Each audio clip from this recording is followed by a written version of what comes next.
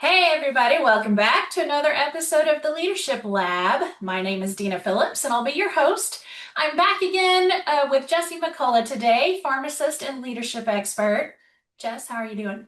I am doing well, Dina. It is so good to be back here with you today. Yeah, it's good to be back. You'll notice Sean is missing. He's MIA. I'm pretty sure he's at the beach. I didn't inquire too much, Yeah, but I'm jealous. when I spoke to him, I said, I'm just going to say that you're on assignment, right? Like that was Right, that was that was the code language they used with news reporters whenever I was a kid. So and so is on right. assignment, right? So Perfect. Love it. Sean's on assignment right now. I don't know what Sean that is is. on assignment. Yeah, I love it. so We'll go with if that. now maybe one day you and I will get that assignment to go to the beach or to Yeah, go hiking yeah, or maybe whatever. so. We'll have to. We'll do our best. Sean, you're not here, but we'll do our best to carry on without you here today. Right. We'll have to earn our stripes before we get to go on Absolutely. assignment, I suppose. But well, today's episode is entitled Permission Granted. And so it sounds intriguing. What have you got for us today? Well, what I wanted to talk about today was this topic of permission, because one of the big, at least perceived hurdles that I have encountered with people is that they need permission to improve their leadership skills. And just looking back at my journey through this pathway, I had to overcome a number of things.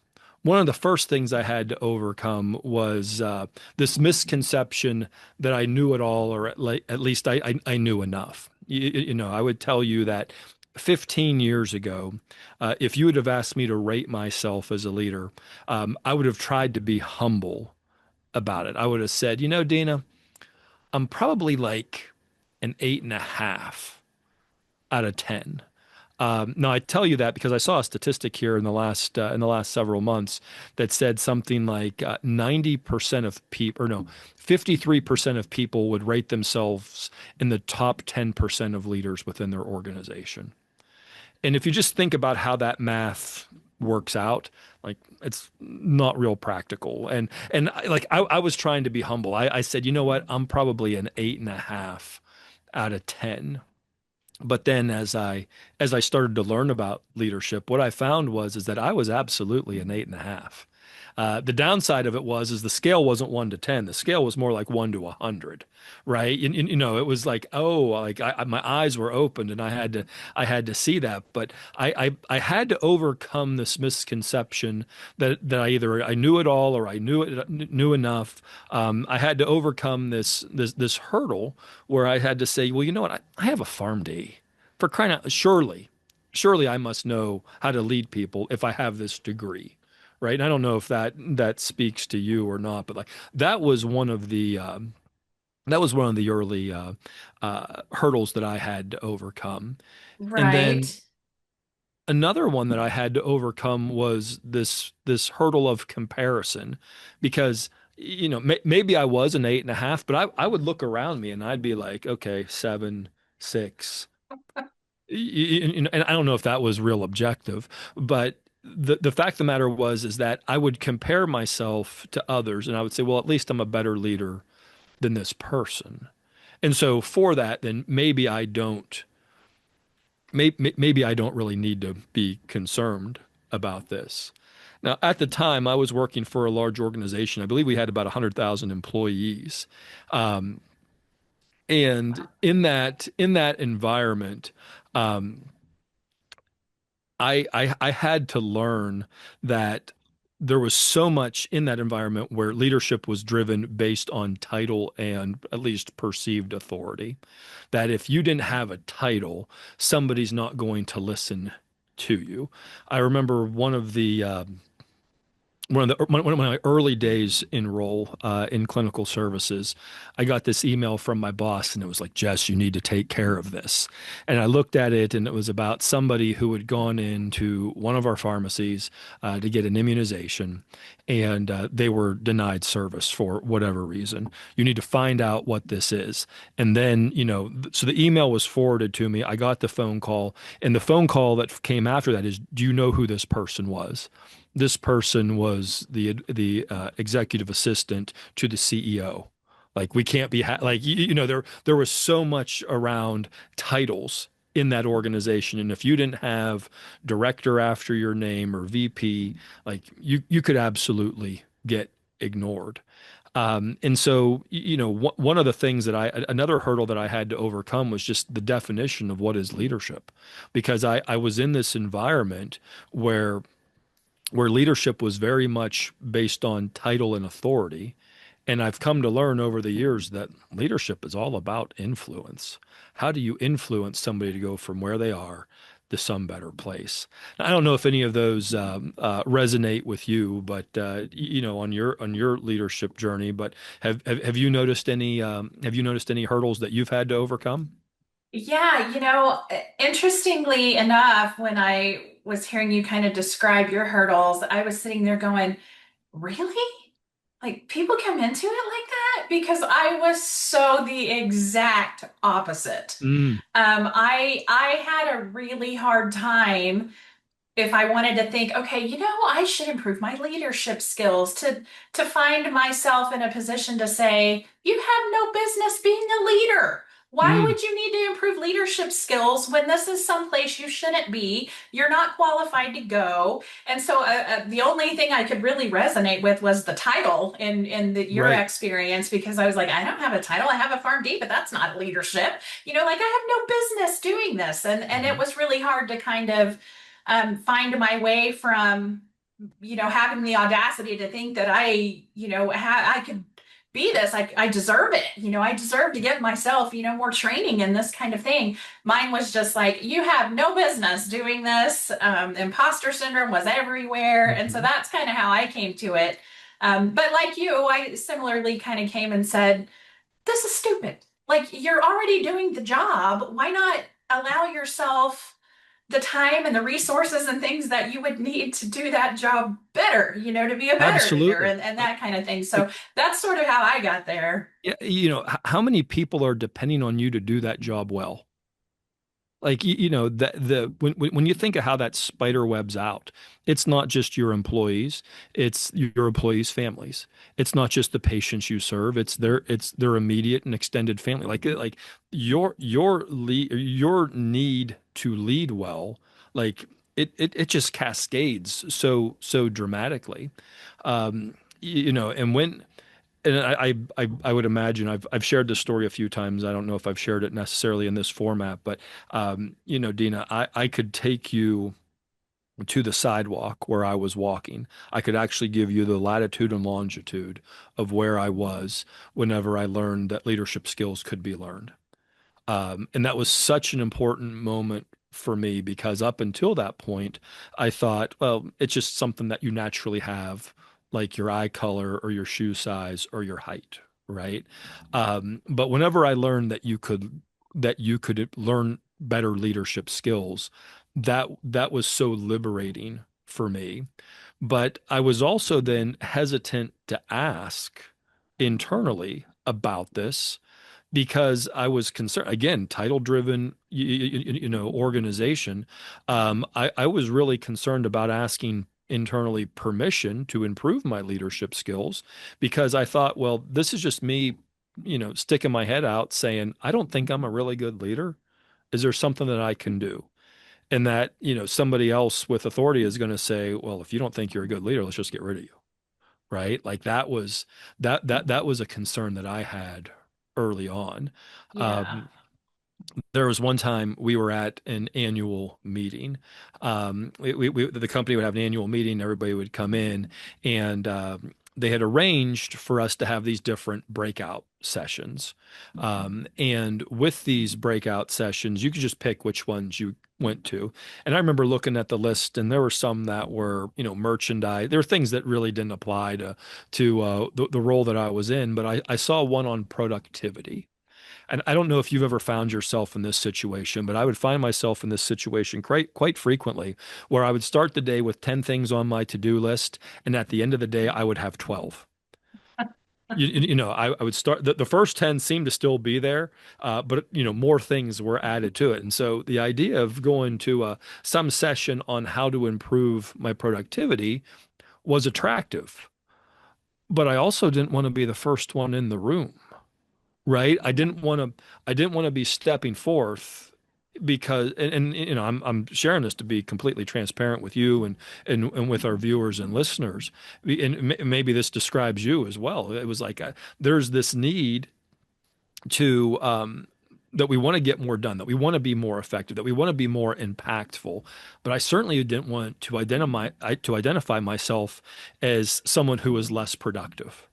Right. I was just like waiting for HR to be just sort of checking names off as you walked in, like, oh, Right. this is one we got to keep an eye on. Right. So, I hung around the outside of that room. And as people started to go in, I just sort of tried to nonchalantly say, oh, this sounds interesting. Let me go in here. Right. Yeah. That was how I went about it. I learned all sorts of wonderful things. Right. But Mhm. my attitude and my posture around doing something like that was so insecure.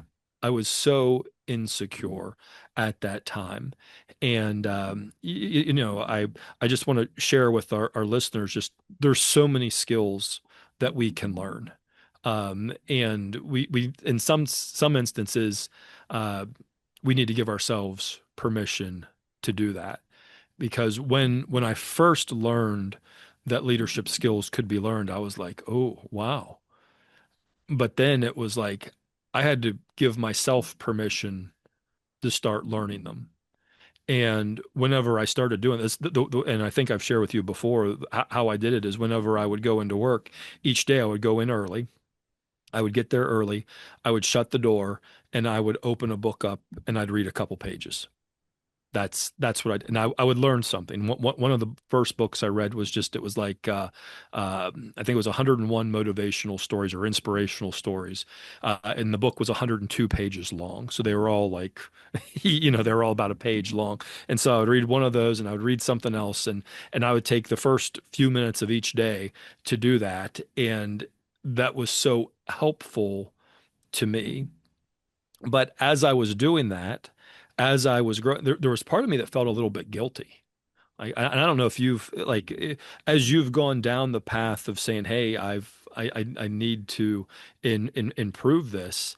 I don't know if you've had any emotions like that that have come into play, but that was one of the emotions that came to me is that I sort of felt a little bit guilty, a little bit dirty that, oh, am what I doing with what I'm doing, is that okay? Right. Y- Yeah, no, I can relate.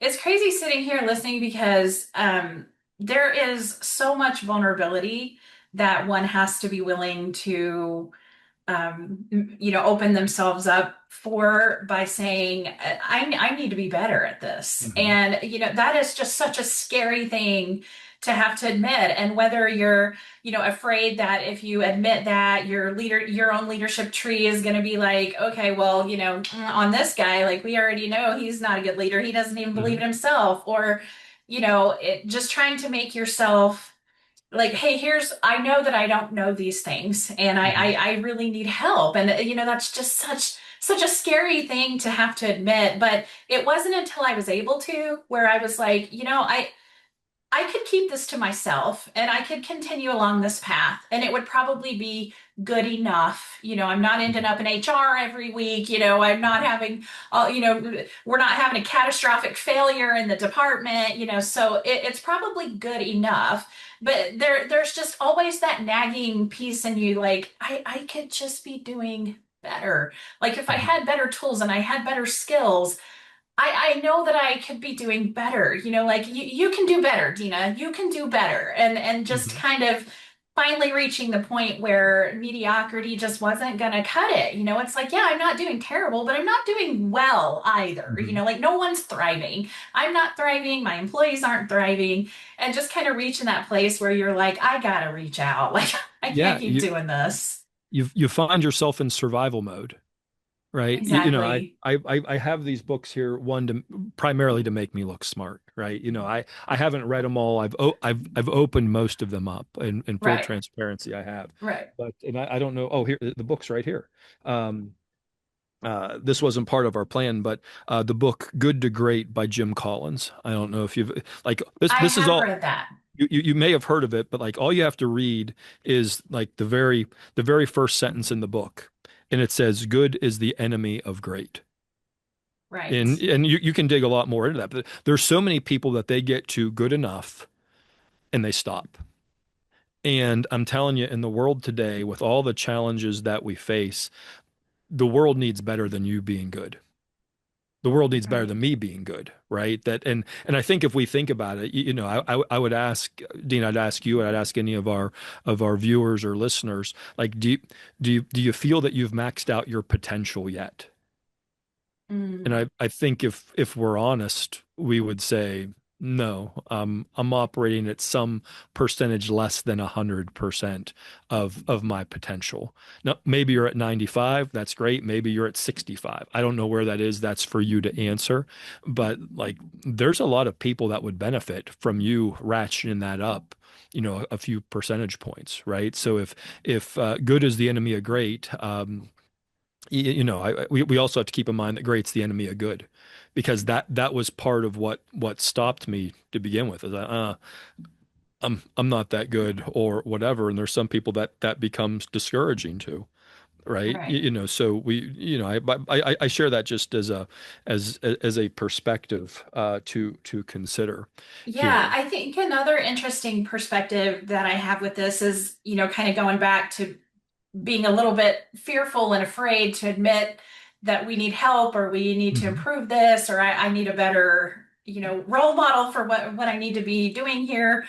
It is just kind of this concept of grace, and I Hmm. say it in the environment of, if one of my employees came to me and said, I don't feel like I'm doing this very well, Hmm. I could really benefit from some help or some extra training or all Hmm. of these things, I would be like, I got you, like, Hmm. and I would bend over backwards trying to figure out how to get this person the resources they asked for, the training they needed, whatever would help them feel like they've got a better command of this thing they're trying to do, whatever that thing might be. But it is so hard to feel, and sometimes it's true that that same type of grace would not be given to us when we present ourselves in the Hmm. same way. But I think operating from the standpoint of, well, maybe it would be, and you never know until you ask. And just kind of knowing that most people want you to be successful. Most people in your leadership tree want you to succeed. Hmm. And so, that's kind of how I was able to go. If this were me, if I were my own boss and I went in and I said, I need help, I need better, whatever it is, to do these Hmm. things, most people are going to be on board with that, rather than it feeling like something you need to hide or kind of keep away. Yeah, this was a early philosophy that I had. I didn't know what to do with it. I thought it was a really good philosophy, and it was that I mean, I remember being in stores and talking to my pharmacy teams and telling them, "Hey, I can't be successful if you aren't successful first." Right? That any success that I possibly could have is dependent on you being successful. And so, wouldn't it make sense for me to do whatever I could to help you be successful? Right. And where I was at that point is I thought, oh, it's more CEs, it's more certifications, it's we need to develop this program to develop that program, and I don't know that that was the right attitude to have towards that. If I had to do this over, if I could redo the last 20 years of my career, this is there's no doubt in my mind this is where I would start. And that's it's so important to understand that, because there's so much of our leadership which is just based on what we have seen other people do before us. True. Whenever I was on the playground in elementary school, the kids would say, "Monkey see, monkey do." I don't know if they said that in Oklahoma, Dina, but that's what they said in Pennsylvania, right? Monkey see, monkey do, right? But so much of our leadership is that way. This is what we've seen somebody do before, and so we just do more of that. Like, just, and you can probably think of some examples of how, oh, this is how it was done before me, so this is how I'm going to continue to do it. What's fascinating about that is that we will do this even when we get results that we don't like, even when we get less than results, right? It's, oh, this is what we've always done, right? And so you need to be able to break that cycle and get to a different perspective. And I think leadership training so helps that process. Whenever I started to grow my leadership, like I said, I started reading a couple of books. It would come in early, shut the door. I don't want people to see me reading, right? Mhm. I was a little hesitant about that. But as I started learning these principles, as I started growing as a leader, one of the things that I started to see so much more clearly was the limitations in people all around me. Like those limitations became so prominent. I could see where their leadership was going off the rail. And like that was, I didn't know, I wasn't expecting that. As and I often will tell the story this way. As I started to grow as a leader, it was easy to see the limitations of leadership whenever I turned the news on at night. I could turn the news channel on, and what would I see? I would see limitations in leadership. I would see the limitations in leadership at the schools that my kids attended. I would see limitations in leadership in the workplace. I would see limitations in leadership at my church. I would see, but like where it really became so real to me was whenever I saw the limitations in leadership in myself and in my own household. And I was like, you know what? These people deserve better. If my Mhm. family deserves a better leader than what. And again, I thought I was doing well. I thought I was an Right. 8.5, right? 8.5 But out of 10. Right. it was more like 8.5 out of 100, right? Like Yeah. that was the reality, and that's where I started from. And what I came to learn was that I think the most valuable investment that you can make is in developing your leadership skills. I think if you have $1 to spend, that is going to serve you better putting it into developing your leadership skills than it's going to be in buying a stock or a mutual fund or gold or silver or whatever it is. Because when you develop as a leader, it pays dividends everywhere and all the time. Right. Everywhere and all the time. Like Yeah. everywhere you go gets better when you develop those things. That's true. And so I don't know how that if that makes any sense to you, Dino. So I've been talking too much, so I'll No, just not at all. I'm curious to your thoughts here. Yeah, I mean, that does make sense. Like, there's nowhere that it's not useful. There's nowhere that you're not going to see a benefit. It's one of the few things that you can say applies to every aspect of your life, no matter what you're doing with your children, with your spouse, even just things as simple as that, with your neighbors. Goodness knows. Your That's, in-laws. yeah, your in-laws, exactly. And then, then it just gets bigger and bigger, the more you move out from your circle. But even just there, even if you're like, I don't want to be a leader, well, here's newsflash, you already are, whether you Hmm. want to be or not, and whether you're, feel like you're doing it right or not, or that it's already happening. And so, to increase your capacity for these principles to be applied is really good. I remember when one of the first things, and this is kind of, I know that I've shared with you that I'm actually a singer, a Hmm. classic, a professionally trained singer, and a voiceover artist. And my voice teacher that I've had for several years, way back when I first started taking lessons with him, he recommended a book to me, and it took me a minute to kind of get it into my leadership skills because it wasn't really geared toward that. It was in regards to my singing Hmm. and doing that. And it's got a longer title, but the piece that I remember is just called Talent is Overrated. And he was really trying to just encourage me, like, all the components are there, like it's really just, you just got to get out there and do it. So, and it kind of became this thing where I'm just not a natural born leader. If I had Hmm. to put my leadership style on a piece of paper, I would say introvert. You know, like, Hmm. what's your Hmm. leadership style? Mine's introvert. What's yours? Hmm. You Hmm. know, do we take a Hogwarts quiz? If you like Hmm. 80s music, you're this kind of a leader, you know, those sorts of things. And so I read that book, and then later down the line, I started going, you know, that applies to many things Hmm. in my life, not just singing. And that was kind of the first time that I really realized what it meant to give myself permission to increase my leadership skills. Just because, you know, if I can tackle this with being an okay singer and I want to be a great singer, and that talent there is overrated in that deliberate practice of the thing I want to be great at is really what is the difference maker. That was kind of a big aha moment for me when I was able to apply that to my leadership skills. So, Well, I appreciate you sharing that because I listened to an interview with a voice actor at one point, and he does classes, and you know he was a voice actor for so many of the cartoons that I grew up with. So I was fascinated to hear him, you know, tell stories of his career, and you know he talks about how people say, "Oh, you have such a great voice," and he turned it around. He's like, "We all have great voices." And to your point, it's just have you developed it?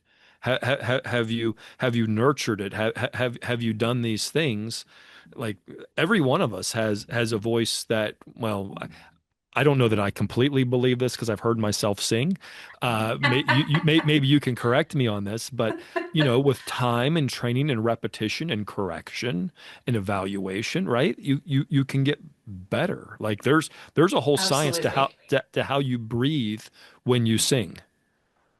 Definitely. People You know, major in that in college for, right. You know, yes. that's something that's something you have to learn.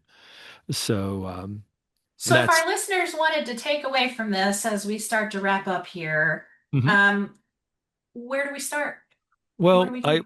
I, I, I think what we have to address is this. What I have found is in my conversations with pharmacists, it is so easy to talk about leadership and you get the buy-in. Oh yeah, it'd be so much better if we had this. It's easy to agree that oh things if we had better leaders, I could see this being a lot better. Um, then we run into a pretty big but. Like there's some people that have big butts out there, and it's all kinds of reasons. Like just like what I shared with you earlier. Um, you know, I was having conversations with some of my colleagues before the Rite Aid bankruptcy around announcement here, whatever it was, a month, 6 weeks ago now, and you know they were sharing with me how uneasy it was, and I was asking them, well, what are you doing about it? You know, they were articulating their concerns with leadership and what they were or were not hearing. And you know, I'm like, well, you know, I think there's an opportunity for you to learn and to be growing right now. Um, what they were saying was is that they wanted to be led better, right? They were able to pick up on that. I think people pick up pretty quickly when they're not being led well. And you know, we would talk and they would agree that, hey, you know what, well, maybe I should improve my leadership skills. And then we run into the but, right? Mhm. It's like, oh, now's not the right time. Now, oh, I've got this concern or that concern. Um, I just want to share with our listeners. I don't know that it'll ever be the right time. I don't know that the timing will ever be perfect. That, oh, Mhm. your calendar is completely clear now. Sit down, start working on this. That Right. hasn't been my experience. Right. On the other end, I don't think there's a wrong time to start. I think that there, like, if you started today, perfect, absolutely perfect that you would be able to do that. And I think for those of our colleagues out there that find themselves in a place of uncertainty, I don't think there's a better skill that you could develop today than the ability to lead others well, lead others better than what you're doing now. You may be leading a team of 1,000, but imagine what it would be, what your life could be like if you could effectively lead a team of 10,000. right? Maybe you're leading a team of one. Maybe you're just leading yourself. I don't know what that looks like for you, but just understand that as you go in that space, there's so many benefits that can come from that. Um, when we spoke, I think it was a couple podcasts ago, we were talking about the law of compensation, and one of the principles that we shared is that everyone on planet Earth is paid for the exact same reason, and that's to solve problems, right? And just if I can adapt that a little bit to our conversation tonight, everybody on planet Earth is to take people from where they are to some better place. And that's what leadership is all about. When you go to the garage to have the mechanic look at your car, you're here, you want to be in a better place. You're going to them because you want them to lead you and lead you well to that place, right? Um, so would it not make sense in your environment today to be developing those skills? And a lot of people would come to the point, that would come to the point where they would be able to make agreement with that. They would say, you know what, I, I think that does make sense for me. I look at the Mhm. people all around me. I think that would make sense to me. But the question becomes, where do I start? Because there's a lot of stuff out there. Right. Dina, when you and I had our first conversation a couple of months ago, we were talking about doing a podcast on, and correct me on this, don't let me get away if I don't state this correctly, on meme-based leadership, right? Mhm. The memes that we see on social media about leader, we were talking about that and how some of them are valid and some of them aren't. Mhm. But like, how do you put them all? How do you put them all together? Right? Like that's an important thing to understand. You need a blueprint. You need a framework to be able to operate Exactly. within that. And as an invitation to our listeners here, we want to invite you to be our guest for the Four Pillars of Leadership Growth Masterclass. We're still taking people on the wait list right now. We'll be launching that class here in the near future, but I want you to get on that wait list. We're going to begin to give you the framework on what that looks like, so that that you can learn to lead yourself and to lead others well. And this is a framework that I've seen just tremendous success with. And I think you like to point out, Dina, that the price is right Yes. on this masterclass. So like there's Low introductory price of complimentary for our yeah, listeners. like there one of my mentors encourages me to put the cookies on the bottom shelf, right? That you want to make it easy for people to get into this, and we want to invite you to be part of that. That I all it's going to require of you is a couple hours. Join us on four separate sessions. It'll be in a Zoom call, or I presume it's going to be a Zoom call, similar to how Dina and I set this up. We're going to get together and we're going to look at some principles. We're going to look at some principles that if you and you'll probably find that you've used these principles at certain points in your life. And then when you do a little bit of self-reflection, you may realize that you haven't been using them for a while, because that would be my story. Like, oh, I used these for a while. I was getting a lot better at that time.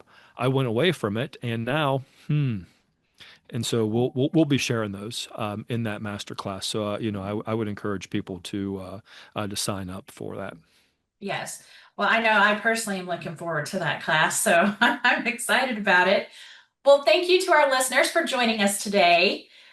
Also, we go on over the place where you're going to sign up for the master class will be at rphally.com. So be sure to head over there. That's where you can find the wait list. We'll also have some links and things like that where you can find us when we post the podcast.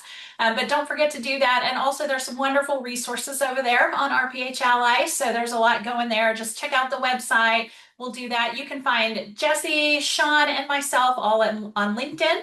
So we would love to connect with you there as well. Don't hesitate to reach out to us. In the meantime, keep leading your teams with confidence from the boardroom to the break room, and we'll see you next time on the Leadership Lab.